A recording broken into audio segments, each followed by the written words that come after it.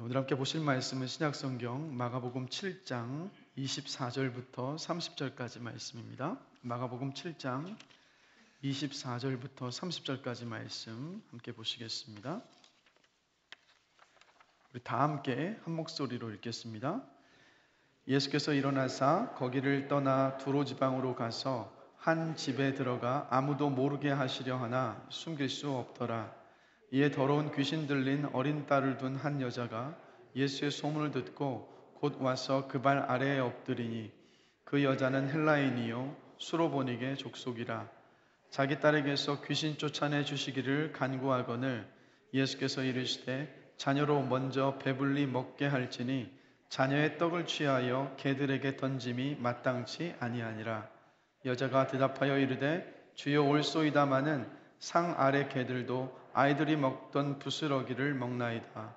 예수께서 이르시되 이 말을 하였으니 돌아가라 귀신이 내 딸에게서 나갔느니라 하시매 여자가 집에 돌아가 본즉 아이가 침상에 누웠고 귀신이 나갔더라. 아멘.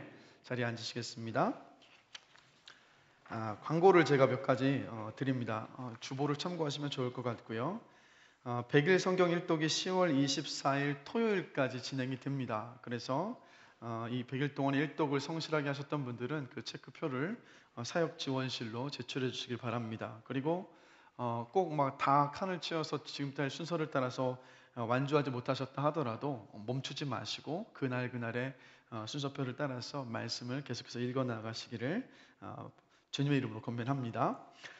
그리고 내 삶에 넘치는 하나님의 선물 감사 나눔 캠페인이 추수감사절까지 진행이 됩니다. 그래서 지금 나눠드렸었던 감사 노트에 세 가지씩 감사 제목들 다들 적고 계시죠? 그래서 추수감사주일에 그 감사 제목을 기록한 그 노트를 하나님께 또 봉헌하는 시간을 갖도록 하겠습니다. 그래서 여러분 꼭 다 채우지 못하셨다고 해서 아예 멈추고 포기하지 마시고 지금부터라도 감사 제목을 계속해서 기록해 나가시면 되겠습니다.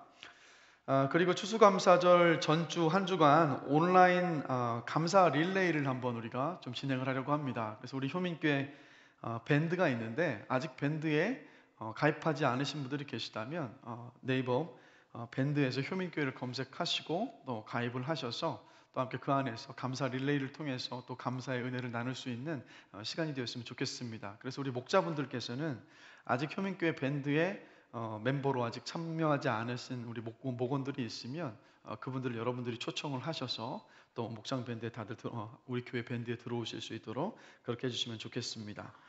나머지는 주보 참조하시면 되겠습니다. 자, 이번 주 우리 암송 구절 말씀 다 함께 힘차게 함께 암송했으면 좋겠는데요. 로마서 5장 8절 말씀이었습니다. 우리 다 함께 힘차게 한번 암송하시겠습니다. 우리가 아직 죄인 되었을 때에 그리스도께서 우리를 위하여 죽으심으로 하나님께서 우리에 대한 자기의 사랑을 확증하셨느니라. 로마서 5장 8절 말씀. 아멘. 자, 이번 주 암송할 말씀 함께 보시겠습니다. 우리 힘차게 함께 한 목소리를 읽겠습니다.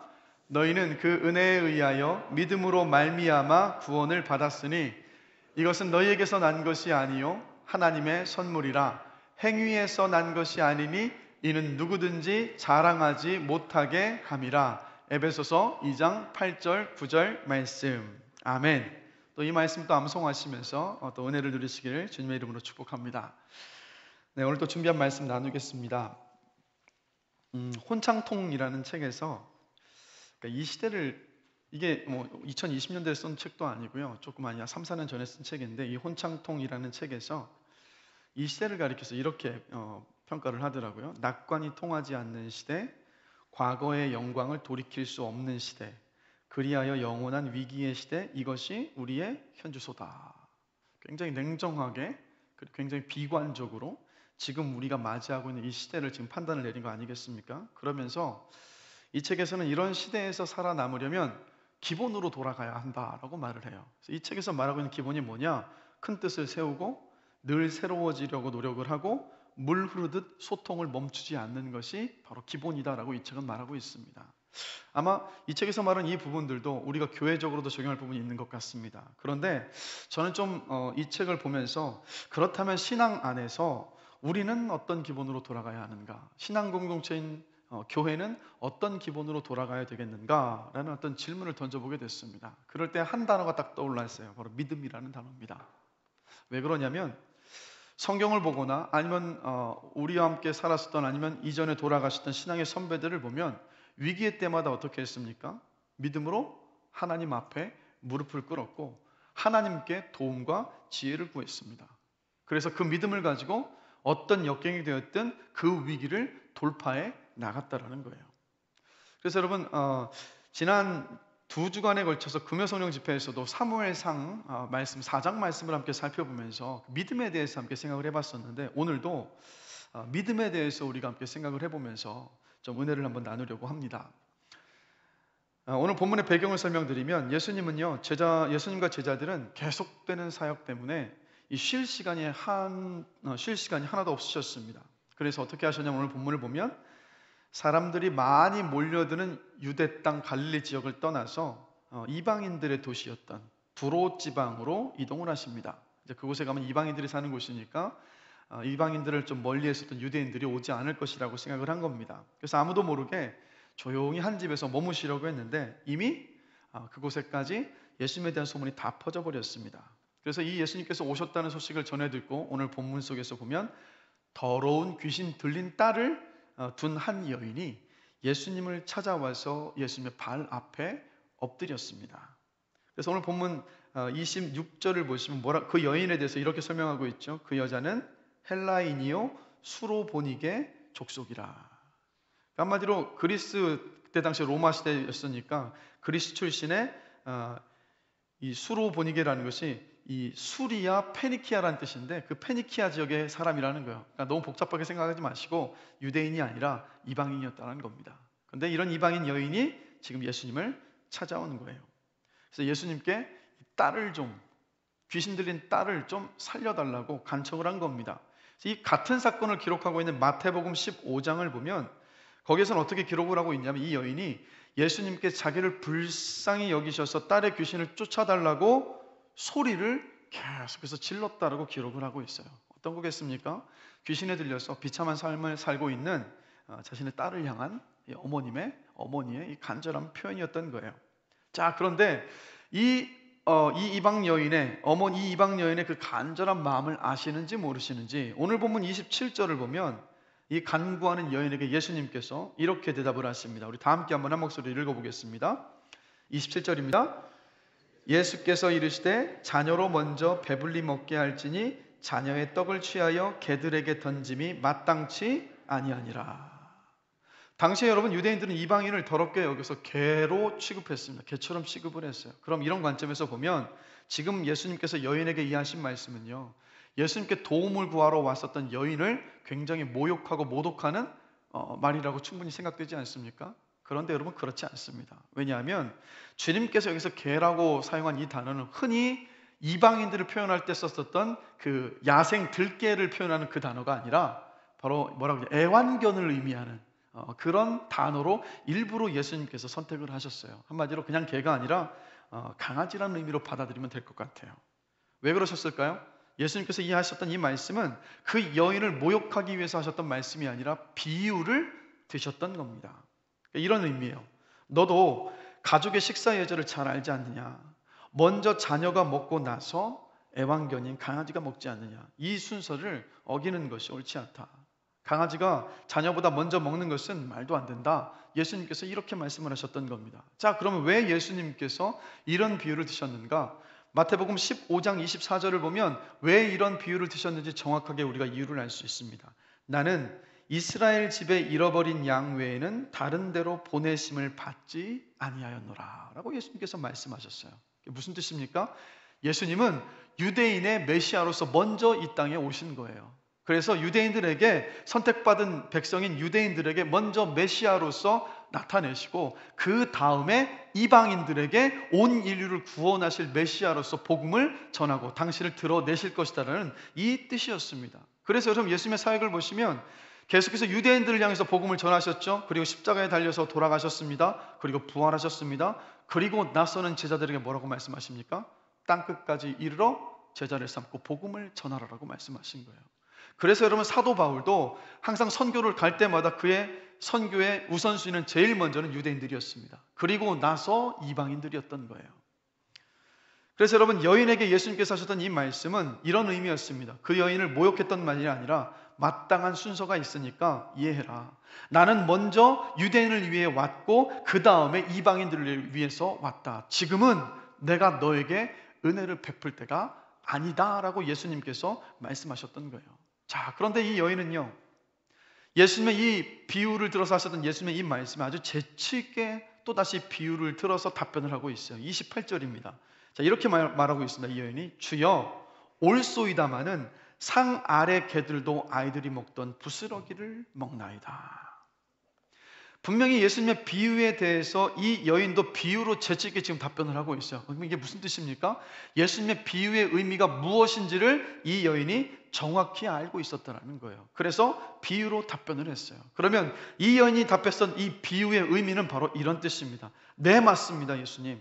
저는 이스라엘 사람이 아닙니다. 저는 이스라엘 사람처럼 하나님을 섬기지 않습니다. 그래서 주님께서 베푸시는 그 상에 제 자리는 없습니다. 저도 그것을 인정합니다. 그러나 그 상의 음식은 세상 모든 사람이 다 먹고도 남을 만큼 풍성한 줄로 저는 믿습니다. 그래서 저도 그 부스러기라도 먹기를 원합니다 라고 예수님께 고백을 했던 거예요. 자, 예수님의 이 놀라운 고백에 예수님께서 바로 29절에서 이렇게 말씀하십니다. 이 말을 하였으니 돌아가라, 귀신이 내 딸에게서 나갔느니라. 마태복음 15장 28절을 보면 이 똑같은 상황 속에서 예수님이 또 이런 말씀을 하셨습니다. 여자여, 내 믿음이 크도다, 내 소원대로 되리라.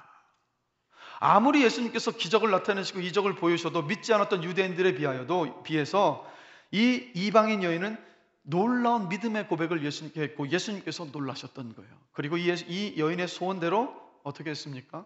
딸에게서 귀신을 떠나가게 하셨던 겁니다. 그래서 여러분 이 여인은요, 자신이 예수님께 이렇게 간청할 자격이 없다는 것을 분명히 알고 있었습니다. 그리고 예수님께서 자신의 간청에 답해 주시는 은혜를 받을 만큼 내가 의롭지도 않다는 것도 분명히 알았습니다. 그러나 이것도 분명히 알고 있었어요. 주님의 사랑과 그 은혜는 자신에게도 돌아올 만큼 넘친다라는 사실을 이 여인은 분명히 알고 있었어요. 그래서 예수님께 찾아와서 끈질기게 주님께 구했던 겁니다. 근데 가만히 이 여인의 모습을 통해서 본다면 저와 여러분들이 받은 구원의 은혜가 바로 이와 같지 않던가요?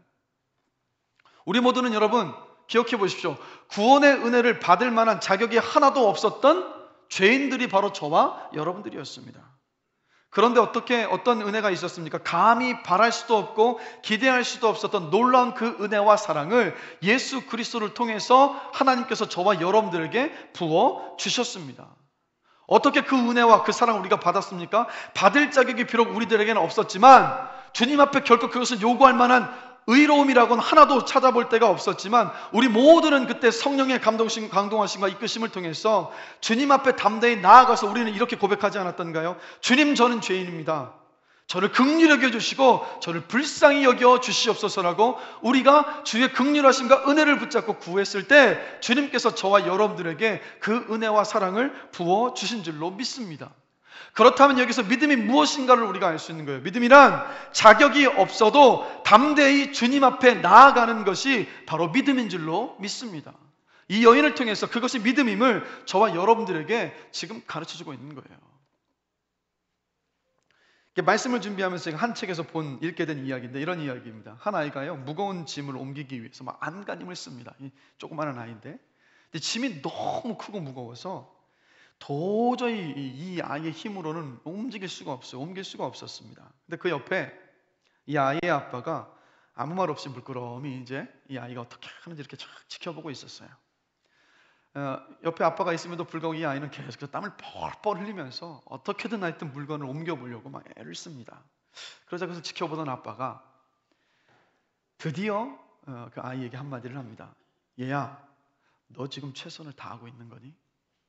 그러자 아이가 답해요. 막 땀을 뻘뻘 흘리면서 노력을 하고 있었으니까 네 아빠, 저 최선을 다하고 있어요.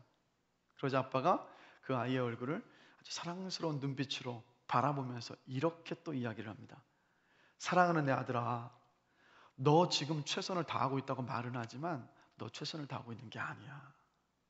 왜 너는 네 옆에 있는 아빠인 나에게 그 짐을 옆으로 옮겨달라고 부탁하지 않는 거니? 라고 대답한 거예요.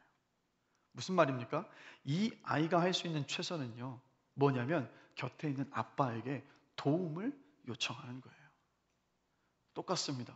저와 여러분들도 인생을 살아가면서요, 우리 각자 나름대로 그 문제를 해결해 보려고, 넘어서려고 우리 몸부림을 칩니다.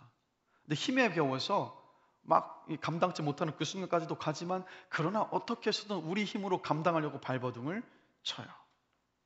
그리고 내가 할 수 있는 역량 안에서 최선을 다했으니까, 역량에서 뭐 할 것은 다 한 거니까 최선을 다했다라고 생각을 합니다. 그런데 여러분, 아니에요. 최선을 다한 게 아니에요. 우리가 할 수 있는 최선은 무엇이 최선인지 아십니까? 바로 우리의 아버지 되신 하나님께 도움을 요청했을 때 비로소 우리는 최선을 다하고 있는 겁니다. 그런데 여러분, 우리의 문제는 어디에 있냐면, 이 하나님 아버지께 도움을 요청하지 못할 때가 많다라는 거예요. 왜 그렇습니까? 죄책감 때문에요. 이런 마음인 거죠. 내가 이번 주에 또 죄를 졌는데 하나님께서 나를 사랑하실 리는 없어.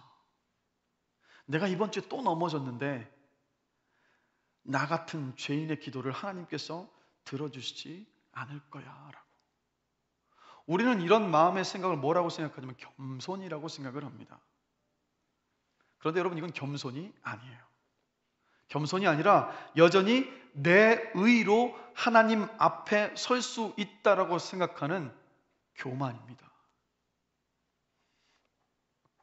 그래서 여러분, 잘 기억해 보십시오. 우리가 하나님 앞에, 우리 하나님 아버지 앞에 설 수 있는 것은 우리의 의로움 때문이 아닙니다. 예수님께서 십자가에서 우리 죄를 대신해서 죽으시고 부활하심으로 말미암아 이루신 바로 그 주님의 의로움 때문이에요. 예수님의 의가 우리의 의가 되었기 때문이고, 예수님의 의로운 옷이 우리의 옷이 되었기 때문에 우리가 하나님 아버지 앞에 설 수 있는 줄로 믿습니다. 그렇기 때문에 오늘 본문의 수로보니게 여인처럼 저와 여러분들 모두요, 주님의 상에서 떨어지는 부스러기를 먹을 자격조차 없는 사람들이었고, 심지어 구원받았음에도 불구하고 여전히 그런 은혜를 받을 자격이 없는 것처럼 보이는 그 순간들이 있는 것이 사실이에요. 그러나 기억하십시오. 예수 그리스도의 십자가의 공로와 은혜로 말미암아서 주님은 언제나 저와 여러분들을 긍휼히 여겨 주십니다. 그렇기 때문에 오늘 본문의 수로보니게 여인처럼 담대히 주님께 나아가시는 여러분들이 되시기를 주님의 이름으로 간절히 축원합니다. 여러분의 의를 붙잡지 마시고 십자가의 의, 십자가의 은혜와 사랑을 붙잡으시면서 하나님 아버지 앞에 나가셔서 여러분이 감당할 수 없는 그 문제, 여러분이 넘어설 수 없을 것 같은 그 상황, 그 모든 것들을 주님 앞에 기도로 맡기시게 되기를 주님의 이름으로 간절히 축원합니다. 기도로 하나님 아버지 앞에 다 맡겨드리는 그것이 바로 여러분 인생의 최선인 거예요. 주님은 그 최선의 삶을 원하신다라는 거예요. 여러분, 본문을 보시면 수로보니게 여인은요, 자신의 딸을 위해 주님께 간구하는 그 최선을 했어요. 그렇지 않습니까? 그 최선을 다한 거예요. 이 여인의 담대한 믿음의 간구가 딸의 인생에 놀라운 기적을 가져오지 않았습니까? 우리는 여러분, 이 땅을 살아가면서 우리 자녀를 위한 최선이 좋은 옷을 입혀주고 또 좋은 학원에 보내고 여행을 보내서 많은 경험을 시켜주는 것, 그것이 자녀를 위한 최선이라고 생각할 때가 참 많습니다. 근데 여러분, 착각하시면 안 돼요.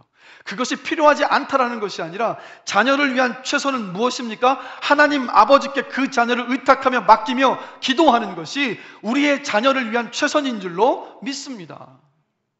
여인이 우리 수로보니게 여인이 바로 저와 여러분들에게 그것을 지금 가르쳐주고 있지 않습니까?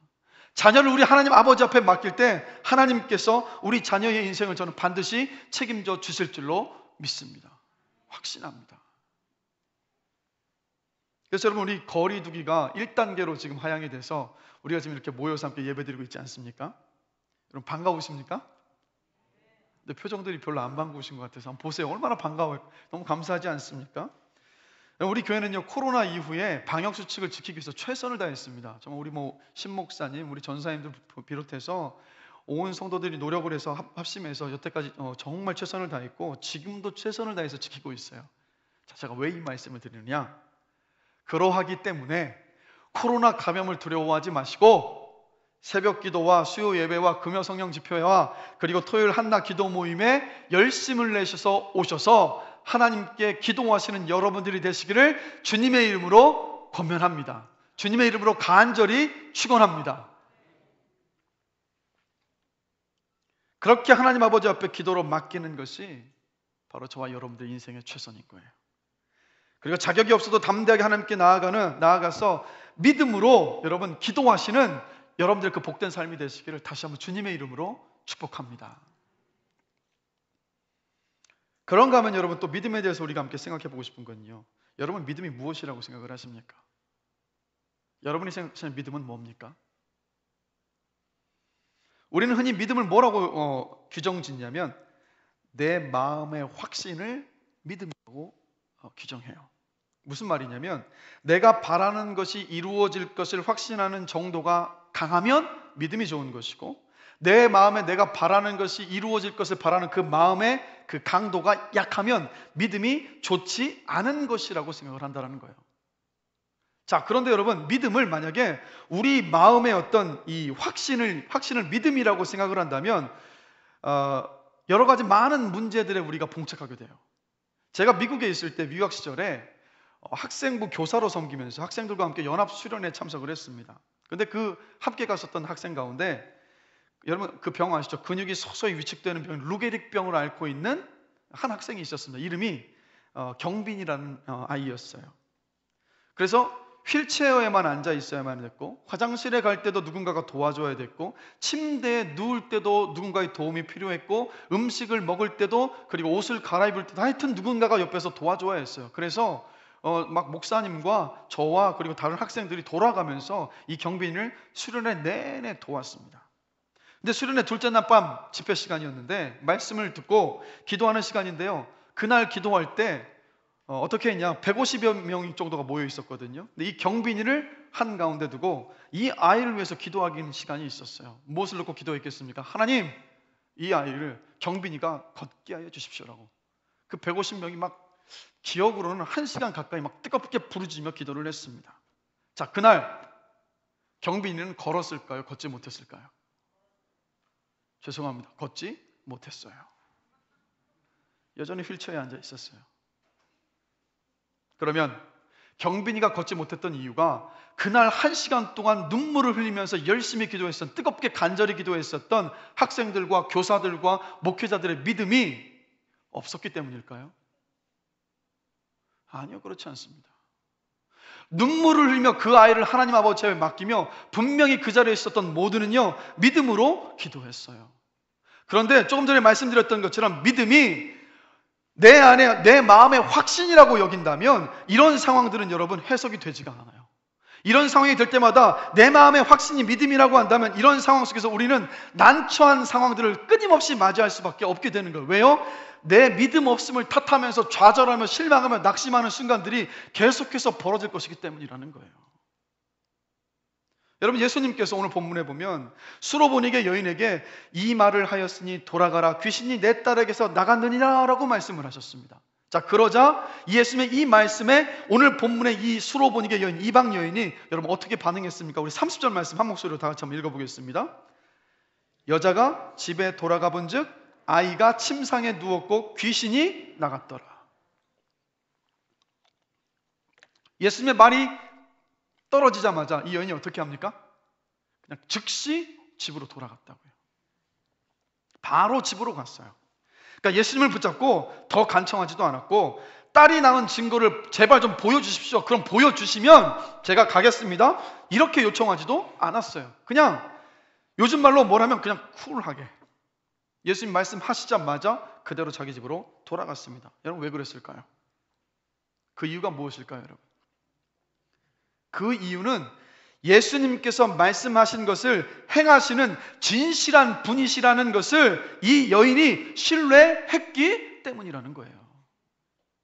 그래서 이 여인을 통해서 무엇을 저와 여러분들에게 말씀해 주고 계시는지 아십니까? 믿음은 자기 확신이 아니라 내가 원하는 것이 이루어질 것을 내가 강하게 확신하는 것이, 그것이 믿음이 아니라 바로 예수님의 인격에 대한 신뢰가 믿음이라는 것을 오늘 본문이 여러분 말씀해 주고 있는 거예요.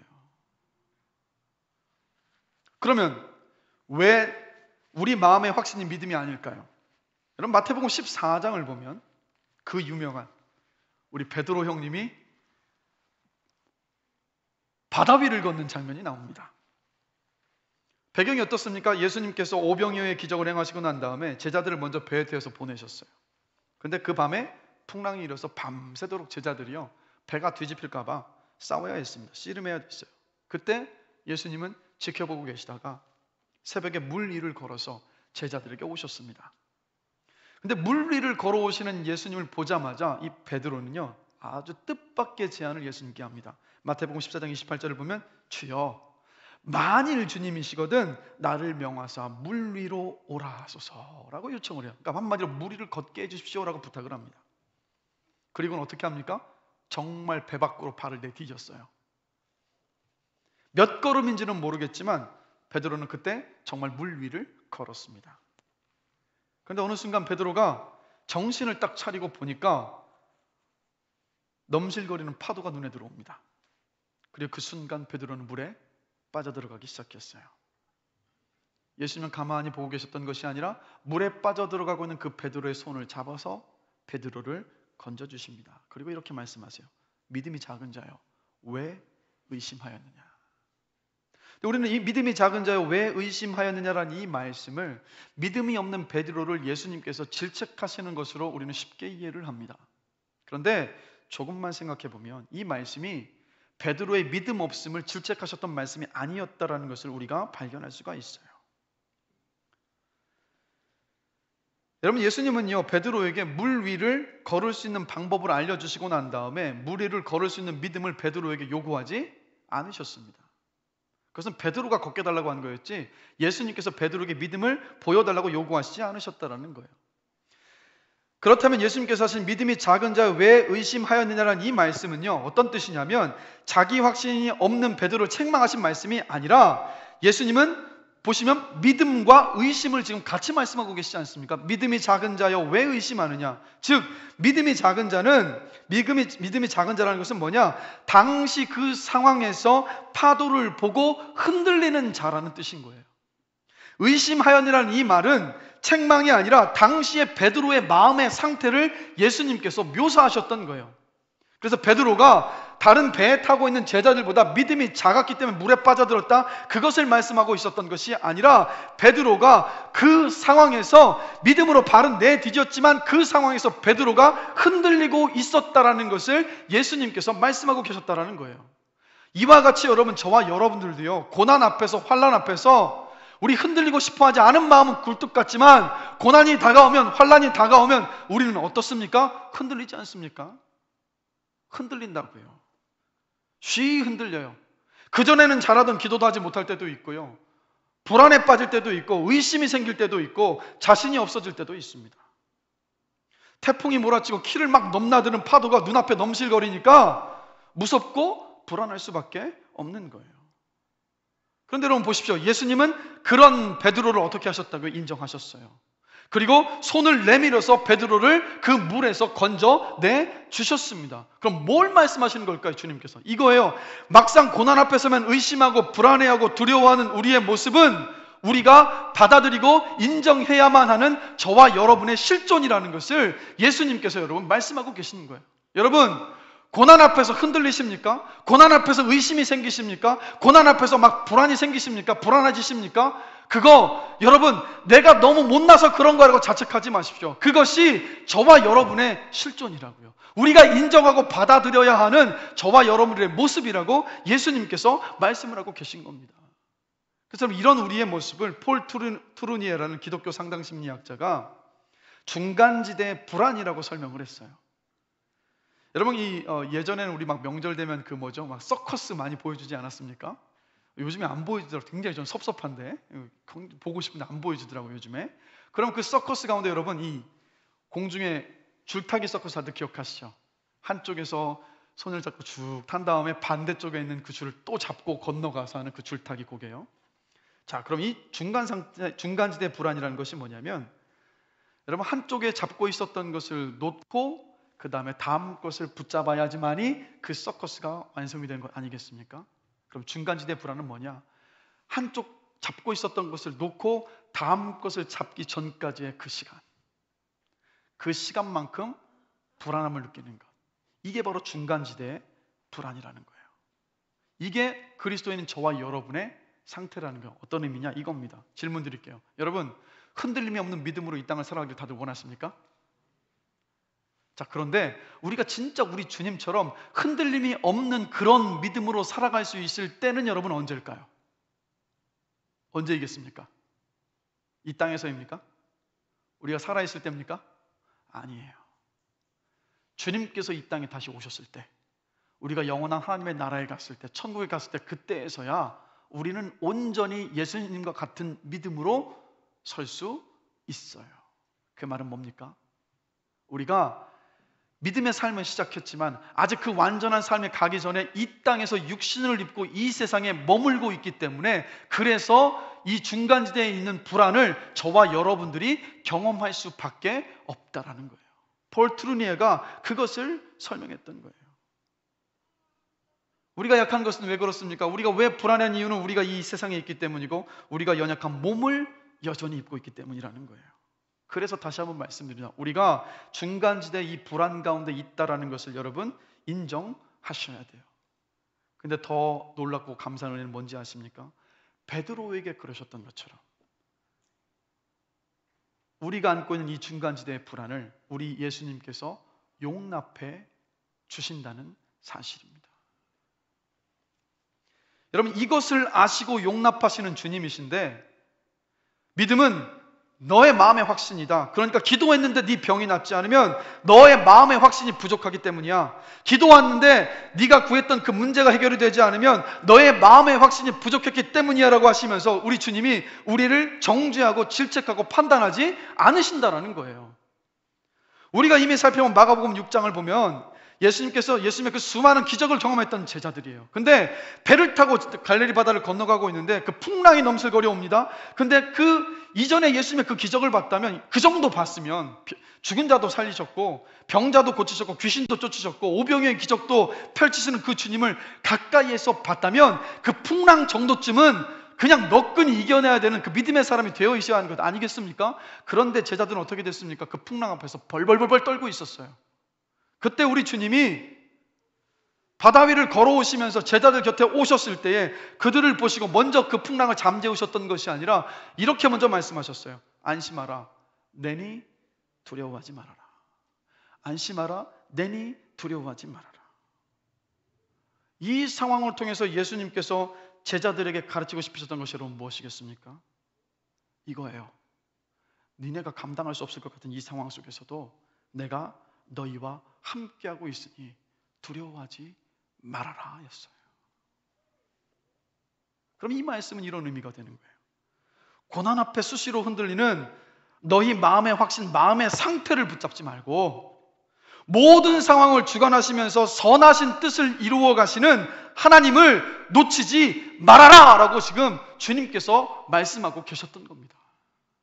근데 우리는 이상하게도 쉬이 흔들리는 우리의 마음을 붙잡을 때가 여러분 너무도 많아요. 근데 우리가 붙잡아야 될 것은 조석지변으로 변한 우리의 마음을 붙잡아야 될 것이 아니라 선하신, 신실하신 우리의 인생의 모든 상황 속에서 당신의 선하신 뜻을 이루어 가시는 그 주님을 붙잡아야 되는 줄로 믿습니다. 그 주님을 신뢰하는 것이 바로 믿음인 줄로 믿습니다. 그래서 여러분, 이 믿음은 뭐와 함께 가는지 아십니까? 기도하고 함께 갈 수밖에 없다고요. 어떤 기도입니까? 주여, 내 믿음이 없음을 용서하시고 저에게 믿음을 주시옵소서라는 그 기도로 이어질 수밖에 없어요. 그리고 하나님은요, 우리가 그 주님을 신뢰하면서 기도할 때 우리의 기도를 들으십니다. 그리고 우리의 기도를 통해서 꼭 일하십니다.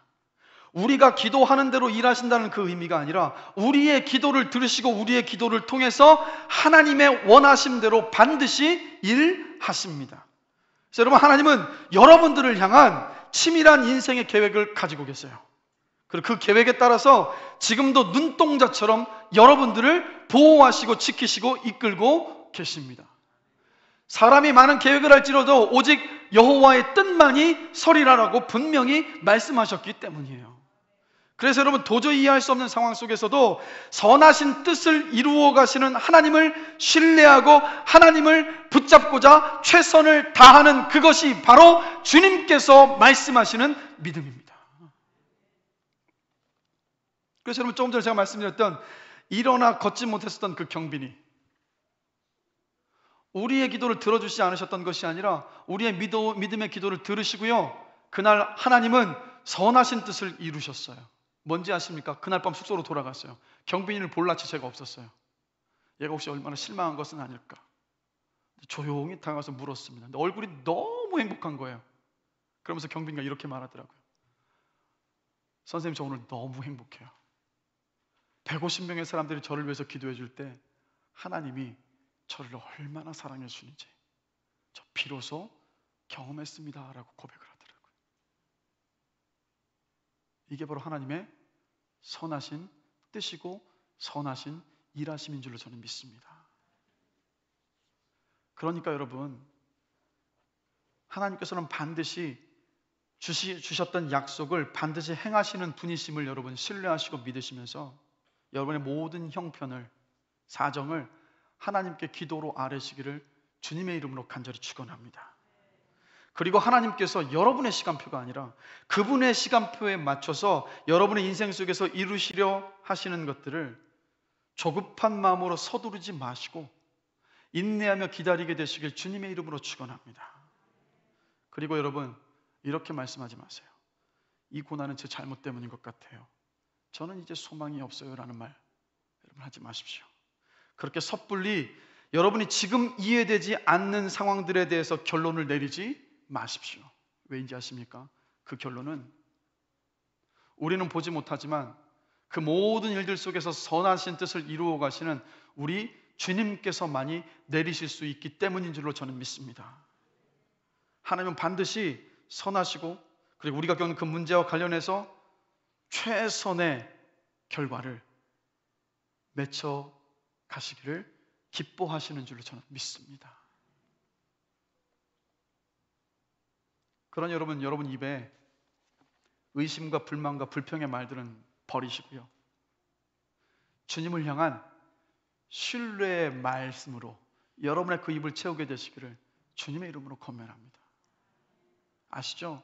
불평과 불만과 의심의 말이 전염성이 얼마나 강력한지. 한번 쏟아내기 시작한 불평과 불만과 의심의 말들은 꼬리에 꼬리를 물어서 또 다른 불평과 불만과 의심을 만들어내서 우리로 하여금 너무도 깊은 나락으로 끌어내려가 버린다는 것. 그런 여러분의 입술에 내 평생의 선하심과 인자하심이 반드시 나를 따르리니 내가 여호와의 집에 영원히 살리로다와 같은, 정말 주님의 선하심을 신실하게 붙잡게 하는 그 말씀으로 여러분의 입술을 채우게 되시기를 주님의 이름으로 간절히 축원합니다. 여러분이 아시는 것처럼 우리 홍인환 권사님께서 담도암으로 호스피스 병동으로 지금 가시려고 지금 일반 병실에서 진통제를 맞으시면서 지금 견디고 계십니다. 우리 모두 우리 권사님을 위해서, 또 우리 권사님의 그 가정, 우리 한수영 집사님 예배드리고 계시는데 한수영 집사님과 온 가족을 위해서 우리가 다 기도하고 있지 않습니까? 이런 가운데 우리 한수영 집사님께서 이 고난과 고통의 때를 지나고 있는 가정 가운데서 이런 고백을 하셨어요. 어머니는 진통제를 높여드려서 통증은 많이 줄으셨어요. 참 다행인데 통증을 잡는 만큼 인지 능력이 많이 떨어지셔서 대화가 어렵네요. 그래도 잘 주무시고 통증 없음에 감사합니다. 기도해 주시고 걱정해 주시는 효민 가족들 덕분에 힘든 가운데서도 참 많은 위로를 받습니다. 힘든 시간임에도 하나님의 은혜를 경험하는 참 놀라운 시간이기도 하네요. 매일매일 하나님의 섬세한 손길을 느끼면서도 틈만 나면 잊어버리고 지치는 제 자신에 놀랍기도 하네요. 그럼에도 불구하고 주님께 딱 붙어 있으려 몸부림도 치다가 힘도 빼보기도 하고 기운 없어 제풀에 지치기도 하는 시간들인데 뒤돌아보니 온 가족들이 조금은 성숙해지는 시간인 듯합니다. 어머님을 구심점으로 어찌 보면 뿔뿔이 흩어져 있던 저희 가족들이 서로 보듬고 치근해하며 조금씩 더 하나님 앞에 나아가고 있는 듯하네요. 어머니의 암도 가장 선한 것으로 역사하실 주님께 감사드립니다. 이 시간이 고난을 가장한 축복의 시간임을 고백합니다. 삶과 죽음은 하나님의 주권이시니 다만 어머님이 통증 없이 주님과 더욱 가까워지는 시간이 되시기를 기도합니다. 여러분, 우리가 기도한 대로 홍인환 권사님의 암이 더 나아지지는 않았어요. 그런데 하나님은 어떻게 일하고 계십니까? 당신의 사랑과 그 은혜와 당신의 그 선하심을 우리 권사님과 온 가족들에게 지금 생생하게 경험하게 하시는 그 선을 이루어가고 계신 줄로 저는 믿습니다. 여러분, 끝까지 우리 권사님을 위해서, 그리고 우리 한수영 집사님 그 가족들을 위해서 중보해 주시기를 주님의 이름으로 부탁드립니다. 그럼 말씀을 마무리하겠습니다. 믿음은 뭡니까? 자격이 없는 것처럼 느껴지는 순간에도 담대하게 주님께 나아가서 기도하는 것이 바로 믿음입니다. 믿음이 뭡니까? 믿음은 우리 마음의 확신이 아니라 이해되지 않는 모든 상황 속에서도 선하신 주님을 신뢰하고 붙들고자 최선을 다하는 것이 바로 믿음입니다. 여러분, 그래서 말씀을 읽고 묵상하고 선하신 하나님을 알아가는데 여러분들 열심을 내셔야 돼요. 왠지 아십니까? 선하신 하나님을 아는 만큼 그분을 신뢰할 수 있기 때문입니다. 그래서 여러분, 말씀을 암송하시는 것, 말씀을 통독하시는 것 포기하지 마시고 멈추지 마시고 순종하셔서 열심을 내시고 여러분의 그 영적인 거룩한 습관으로 만들어 가시기를 주님의 이름으로 축복합니다. 그리고 또 여러분, 우리 또 혼자 힘으로 감당하기에는 고난의 문턱이 여러분 너무 높아요. 그런데 그때 누군가 끌어주고 믿음의 격려를 해주고 붙잡고 기도를 해줄 때 우리는 다시 하나님을 신뢰하는 그 믿음으로 붙잡을 수 있습니다. 이 일을 위해서 주님께서 그래서 바로 이 교회 공동체를 세우신 거예요. 그래서 여러분, 하나님의 신뢰하는 믿음을 달라고 목장과 가정에서 서로를 위해서 중보하게 되시기를 주님의 이름으로 권면합니다. 그리고 고난 중에 있는 이들을 찾아가시는 것도 좋고 아니면 전화통화를 해서든 좋고 카카오톡을 통해서든 그분들에게 하나님께서 선하셔서 지금 그 삶을 붙잡고 계시니까 낙심하지 마십시오라고 기도로 권면하고 함께 중보하시기를 주님의 이름으로 권면합니다. 그리고 마지막으로 다시 한번 말씀드립니다.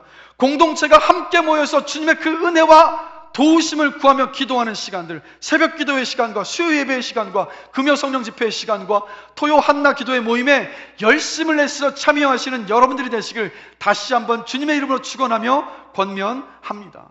그래서 저는 우리 교회가, 그리고 여러분들이 선하신 하나님께서 이루어 가시는 놀라운 그 간증이 넘쳐나는 교회, 넘쳐나는 복된 인생이 되기를 주님의 이름으로 간절히 축원합니다.